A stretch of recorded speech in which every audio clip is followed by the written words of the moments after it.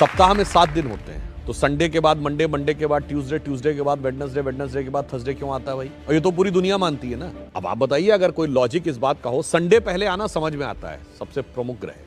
और जो हमसे कहते हैं कि आप लोग तो 7 ही ग्रह मानते हैं और 9 होते हैं, तो भाई तुम भी तो 7 दिन मानते हो, मगर सवाल हमसे पूछते हो। चलिए, अगर सूर्य सबसे बड़ा ग्रह है और साइज के हिसाब से होना चाहिए था, तो उसके बाद दूसरे नंबर का ग्रह बृहस्पति है साइज में, फिर तीसरे नंबर का शनि है, तो संडे के बाद थर्सडे आना चाहिए था, उसके बाद सैटरडे आना चाहिए। यदि सूर्य से डिस्टेंस में देखें तो नियरेस्ट वेडनेसडे है, तो संडे के बाद बुध है, तो संडे के बाद वेडनेसडे आना चाहिए था। परंतु ऐसा क्यों होता है? उसका कारण विशुद्ध भारतीय ज्ञान, जो भारत की वैदिक ज्योतिष है, जिसमें एक चीज होती है होरा।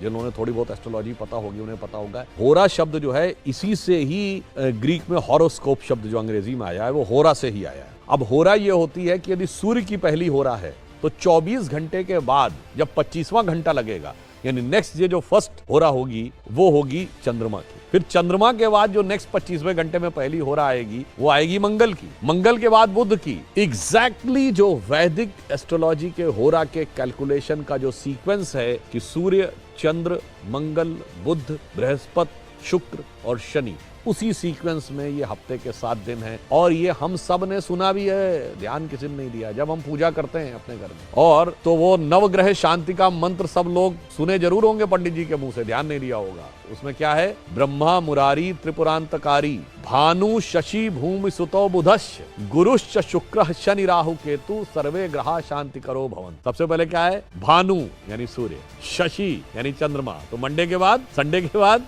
मंडे, भूमि सुतो मंगल, देन ट्यूसडे, बुधश्च, गुरुश्च, शुक्र, शनि।